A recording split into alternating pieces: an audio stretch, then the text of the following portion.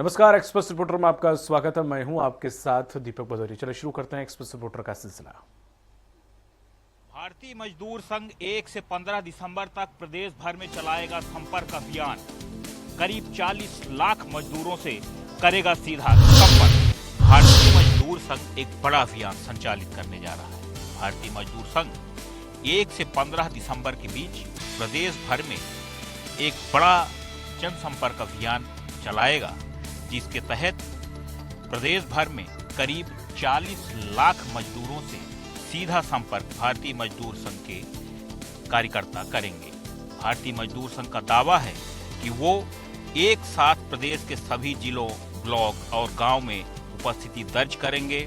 हाँ, ठेला व्यापारी हो या फिर मजदूर हो, हर प्रकार के मजदूर वर्ग से वो संपर्क करेंगे, संवाद करेंगे और इस दौरान उनको किस प्रकार से उनको व्यवसाय में या फिर उनके रोजी रोटी में किस प्रकार से समस्याएं जाती है, इन सारी चीज़ों की जानकारी भारतीय मजदूर संघ जुटाएगा।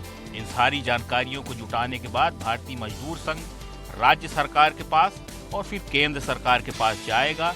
यथासंभव जो भी उनको समस्याएं होंगी, जिस प्रकार से समस्याएं पूरे प्रदेश भर से निकल के आएंगी, उन समस्याओं का निराकरण करने का प्रयास किया जाएगा। भारतीय मजदूर संघ का कहना है कि उसकी 70वीं वर्षगांठ है और वह देश का इकलौता ऐसा संगठन है जो सबसे पुराना है और उसके पास आज भी पूरे प्रदेश भर में 10 से 15 हजार के आसपास कार्यकर्ता हैं जो लगातार सक्रिय हैं। इसके अलावा अप्रत्यक्ष तरीके से भी भारतीय मजदूर संघ के पास बड़ी संख्या में कार्यकर्ता हैं जो लगातार सक्रिय हैं और लोगों से सतत संपर्क और संवाद स्थापित करते रहे। 70वीं वर्षगांठ के मौके पर भारतीय मजदूर संघ किसानों से, मजदूरों से संपर्क कर उनकी समस्याओं को समझेगा और उन समस्याओं को पहले राज्य और फिर केंद्र सरकार को अवगत करा के उनको हल कराने का प्रयास करेगा। एक्सप्रेस रिपोर्टर के लिए भोपाल से संदीप मिश्रा।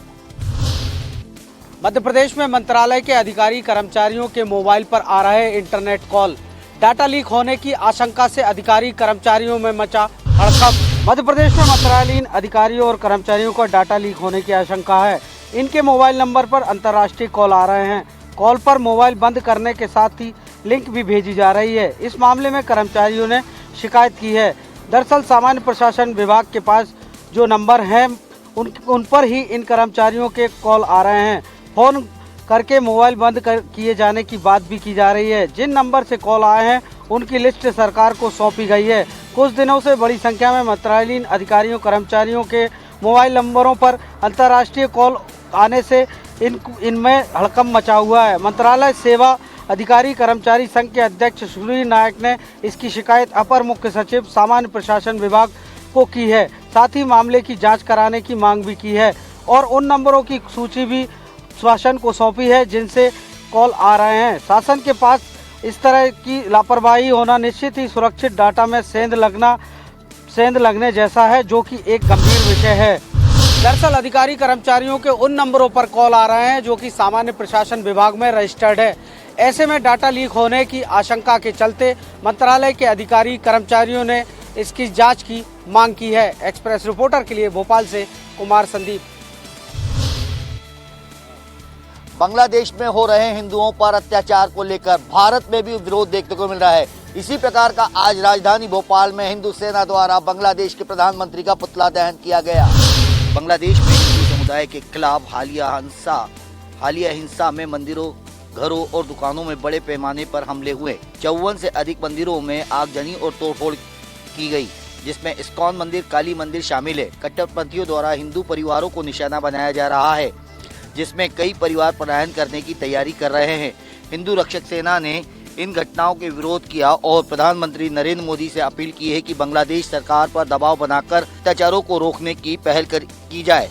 बांग्लादेश में अल्पसंख्यक हिंदुओं के साथ हो रहे अत्याचार और कट्टरपंथियों द्वारा लगातार हिंदुओं पर हिंसक हमले को लेकर हिंदू रक्षक सेना ने बांग्लादेश के प्रधानमंत्री मोहम्मद यूनुस का पुतला जलाकर विरोध किया। हिंदू संगठनों का कहना है कि बांग्लादेश में हो रहे हिंदुओं पर अत्याचार को लेकर देश बांग्लादेश पर कार्रवाई करे और सख्त कदम उठाए। Express reporter Sanjay Dongardev, Bhopal.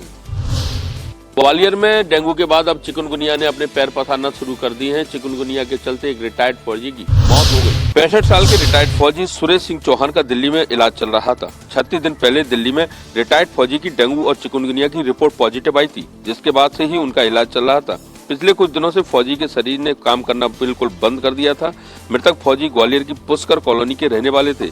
Pushkar colony वो जगह है जहां से अभी तक सबसे ज्यादा चिकनगुनिया के मरीज मिले हैं। यह हॉट स्पॉट बन चुका है। दिल्ली जाने से पहले उन्होंने 15 दिन तक गोला का मंदिर स्थित निजी अस्पताल में भर्ती कराया गया था, जहां डॉक्टरों ने लापरवाही करते हुए डेंगू और चिकनगुनिया की जांच नहीं कराई। जबकि सुरेश सिंह को सारे लक्षण चिकनगुनिया के थे। जब हालत में सुधार नहीं हुआ है तो परिजन उसको लेकर दिल्ली पहुंचे। वहां मैक्स हॉस्पिटल में भर्ती कराया गया, जहां 22 अक्टूबर को जांच हुई और जांच के दौरान चौहान को डेंगू और चिकनगुनिया की पुष्टि हुई। हालांकि इस मामले में जिले के सीएमएचओ का कहना है कि रिटायर्ड फौजी की मौत तो क्या चिकनगुनिया से हुई है, इस बात का अभी खुलासा नहीं हो पाया है, क्योंकि उनके पास उनके स्वास्थ्य रिपोर्ट नहीं आई है। हालांकि वो पूरे मामले की जांच करा रहे हैं। ग्वालियर से एक्सप्रेस रिपोर्टर विनोद शर्मा। जबलपुर में चोर गिरोह ने चोरी की वारदात को अंजाम देते हुए लाखों रुपए के सोने के जेवर तो चुराए, लेकिन उन्हें नकली समझकर पानी के गहरे कुंड में फेंक दिया, जिसे निकालने के लिए अब पुलिस को एसडीआरएफ की मदद लेनी पड़ रही है। जबलपुर में एक चोर गिरोह ने चोरी की वारदात को अंजाम देते हुए लाखों रुपए के सोने के जेवर चुराए, लेकिन उन्हें लगा कि ये जेवर नकली है। इस वजह से उन्होंने उन जेवरों को पानी के गहरे कुंड में फेंक दिया। पुलिस ने चोर गिरोह के एक सदस्य को गिरफ्तार कर जब पतासाजी की, तब पुलिस भी उस कुंड में उन जेवरों को बरामद करने के लिए पहुंची, लेकिन पानी गहरा होने की वजह से पुलिस को एसडीआरएफ की मदद लेना पड़ी। एसडीआरएफ ने अभी काफी तादाद में सोने के जेवर बाहर निकाल लिए हैं, लेकिन अभी कुछ और गहनों की बरामदगी बाकी है। आमतौर पर चोरी की शिकायतों पर पुलिस गंभीरता से विचार नहीं करती है, लेकिन इस मामले में पुलिस ने काफी तत्परता से काम किया है। Arvind Dubey, access reporter, Jabalpur.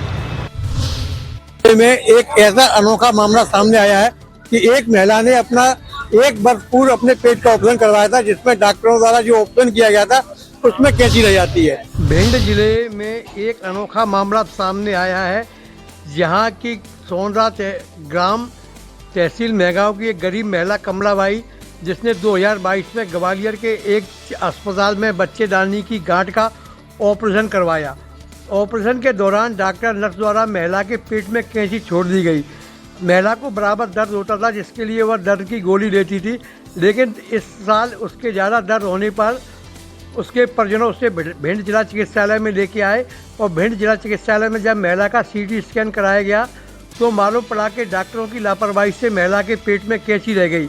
अब इस लापरवाही के लिए आप किसे दोषी माने, क्योंकि महिला के पेट में कैंची रह जाना एक अपने आप में अनोखी बात है, क्योंकि जहां डॉक्टरों को लोग भगवान के रूप में देखते हैं, डॉक्टरों को लोग भगवान मानते हैं, वहीं एक डॉक्टरों के द्वारा एक महिला की जान के साथ कैसे खिलवाड़ किया गया, यह अपने आप में एक अनोखा विषय है।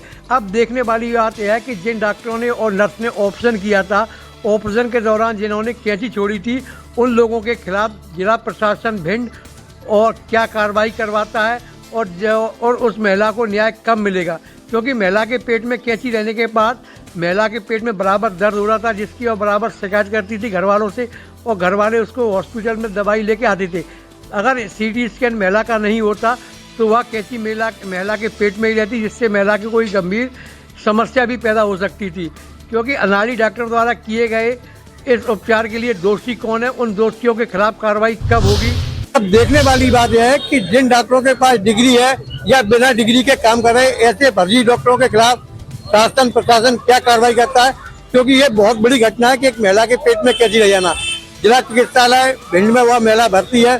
अब कलेक्टर या जिला चिकित्सा अधिकारी उसकी डॉक्टर के खिलाफ क्या कार्रवाई करते हैं, यह देखने वाली बात होगी। भिंड से एक्सप्रेस रिपोर्टर अमरकांत सिंह चौहान। परासिया विधानसभा के विधायक सोहन मालवी द्वारा प्रदत्त विधायक निधि का उपयोग शिक्षा के क्षेत्र में आंगनबाड़ी भवन के साथ प्राथमिक एवं माध्यमिक शालाओं में फर्नीचर और एलईडी टीवी प्रदान कर स्कूलों की क्लासों को कर रहे स्मार्ट। परासिया विधानसभा के क्षेत्रीय विधायक सोहन वाल्मीकि इन दोनों अपने विधायक निधि से प्रदत्त राशि का क्षेत्र की शिक्षा में खर्च कर रहे हैं, जिससे नौनिहालों को बेहतर शिक्षा प्राप्त हो सके। उन्होंने तीसरी पारी की शुरुआत करते हुए अपनी विधायक निधि का करोड़ों रुपए आंगनबाड़ी भवन के साथ माध्यमिक और प्राथमिक शालाओं में फर्नीचर, एलईडी टीवी और अतिरिक्त कक्ष में खर्च कर ग्रामीण छात्र छात्राओं को बेहतर शिक्षा प्रदान करने की मंशा जाहिर कर दी है, जिससे ग्रामीण छात्र छात्राएं भी स्मार्ट क्लास में पढ़कर स्मार्ट शिक्षा प्राप्त कर सके। जिन प्राथमिक व माध्यमिक स्कूलों में बैठने की व्यवस्था के लिए फर्नीचर नहीं है, वहां फर्नीचर के साथ LED टीवी प्रदान कर रहे हैं। हाल ही में विधायक ने अपनी प्रदत्त विधायक निधि के 2 करोड़ रुपए 9 आंगनवाड़ी भवनों की स्वीकृति प्रदान की है, जो बुदला पठार, मंडला, सेमरतार, लोना पठार, दमुआ, बेलगांव, मायावाड़ी और लीखावाड़ी ग्राम में 11-11 लाख रुपए के आंगनवाड़ी भवन बनेंगे। उलर खापा माल और खजरी अंतु में कल प्राथमिक और माध्यमिक शाला में फर्नीचर और स्मार्ट क्लास के लिए LED टीवी प्रदान की गई, जिसका विधिवत लोकार्पण विधायक सोहन वाल्मीकि के हस्ते किया गया। इस दौरान वे बच्चों से मिले और उनको बेहतर पढ़ाई को लेकर उनसे सवाल जवाब किए। विधायक द्वारा दिए गए LED टीवी और फर्नीचर पाकर बच्चे खुश नजर आए। पूर्व में विधायक ने विधानसभा की लगभग 70 शालाओं को स्मार्ट क्लास बनाने फर्नीचर और LED प्रदान कर चुके हैं। हालों को बेहतर शिक्षा प्रदान करने के लिए क्षेत्रीय विधायक सोहन वाल्मीकि के बढ़ते कदम कहीं न कहीं ग्रामीण क्षेत्रों के लिए छात्र छात्राओं को आगे चलकर देश के प्रति जिम्मेदारियों का निर्वहन करने में महत्वपूर्ण भूमिका निभाएंगे। परासिया से एक्सप्रेस रिपोर्टर अनिल डहरिया। खेती किसानों के लिए जो है घाटे का सौदा इस बार नजर आ रही है। बारिश के कारण कपास की फसल लेट हो गई है, तो उन्हें जो है उचित दाम नहीं मिल रहा है। तो CCI ने भी अब तक किसी प्रकार की कोई खरीदी जो है यहाँ शुरू नहीं की है, जिसके कारण किसानों के ऊपर आर्थिक संकट की स्थिति बनी हुई है। सफेद सोने की खेती किसानों के लिए बने नुकसान का धंधा। सफेद सोने को नहीं मिल रहे दाम, CCI ने नहीं की अब तक कपास की खरीदी शुरू। सौसा क्षेत्र सफेद सोने अर्थात कपास के बम्पर उत्पादन के लिए जाना जाता है और कपास की फसल का उत्पादन भी होने लगा है, तो मौसम की चपेट व बारिश के चलते फसल लेट हो गई, तो अधिकांश किसान कपास की फसल नमी के शिकार हो गई है, जिसके कारण कपास की चमक खराब हो रही है। तो कपास में भी नमी है। किसानों को कपास के बीज लगाने से बोने तक वो काटने तक दलालों और साहूकारों के सामने हाथ फैलाना पड़ता है, तो फसल पर भी पहला अधिकार इन्हीं का होता है। पिछले साल कपास के दाम लगभग 10 से 11,000 रुपए प्रति क्विंटल मिले, तो इस बार कपास के दाम कम होते गए। अभी वर्तमान में कपास की कीमत 6,800 से 6,700 प्रति क्विंटल के बीच है। किसानों का कहना है कि इस बार CCI ने कपास की खरीदी शुरू नहीं की है, तो CCI के रेट 7,024 प्रति क्विंटल है। किसानों को इस बार कपास की फसल में काफी लागत लगानी पड़ी और वर्तमान में कपास के दाम कम हो गए। कपास की फसल को व्यापारी औने पौने दाम पर खरीद रहे हैं, तो शासन प्रशासन की निगरानी में मंडी में कपास की खरीदी नहीं हो रही है, जो सीधे व्यापारियों की फैक्ट्रियों में हो रही है, जिससे व्यापारियों द्वारा नमी के नाम पर किसानों को ठगा जा रहा है। अब ऐसे में किसान के सामने विकट परिस्थिति है कि वह क्या करे। देखना है कि जगत के पालन करने वाले अन्नदाता की समस्या का कोई समाधान निकल कर होता है। तो CCI ने अब तक किसी प्रकार की कोई खरीदी शुरू नहीं की है, तो व्यापारी भी जो है औने पौने दाम पर उनसे फसल खरीद रहे हैं, जिसके कारण वे अब कर्जबाजारी हो रहे हैं। देखना है कि कब तक CCI यह खरीदी शुरू करती है और किसानों को उनका मूल्य मिल पाता है। सौसर से एक्सप्रेस रिपोर्टर दिनेश धारपुरे। महाकुंभ में इस बार योगी सरकार अनूठी पहल करने जा रही है। इसमें आने वाले श्रद्धालुओं को स्वास्थ्य व्यवस्था और प्लास्टिक मुक्त कर स्वच्छ वातावरण देने का प्रयास कर रही है। योगी सरकार महाकुंभ को स्वच्छ और पर्यावरण अनुकूल बनाने के लिए प्लास्टिक मुक्त कर दोना पत्तल की व्यवस्था कर रही है, जिसके लिए दोना पत्तल विक्रेताओं को दुकानें आवंटित की जा रही हैं। प्लास्टिक मुक्त महाकुंभ के प्रति जागरूकता फैलाने के लिए हर घर दस्तक अभियान भी चलाया जा रहा है, ताकि हर व्यक्ति इस पहल में सहभागी बन सके। इसके साथ ही महाकुंभ में देश विदेश से आने वाले श्रद्धालुओं की देखभाल के लिए 100 बेड का अस्पताल और विशेष सुविधाओं वाले 20-20 बेड के 8 छोटे अस्पताल और 10-10 बेड के 2 ICU बनाए जा रहे हैं, जहां श्रद्धालुओं को हर प्रकार की सुविधा मुहैया कराई जाएगी। वहीं झूसी के 25 बेड वाले अस्पताल में 10 बेड का ICU एम्स रायबरेली बनाएगा, जहां 24 घंटे मरीजों की देखभाल के लिए 24 घंटे डॉक्टरों की तैनाती रहेगी। भारतीय संस्कृति के आध्यात्मिकता के महाकुंभ को योगी सरकार सभी कुंभों से ज्यादा अलौकिक बनाने का प्रयास कर रही है। लखनऊ से एक्सप्रेस रिपोर्टर पवन सिंह। प्रदेश भर में समर्थन मूल्य पर धान खरीदी जोर शोर से चल रही है। वहीं धान खरीदी में अव्यवस्थाओं को लेकर विपक्ष लगातार सवाल उठा रही है।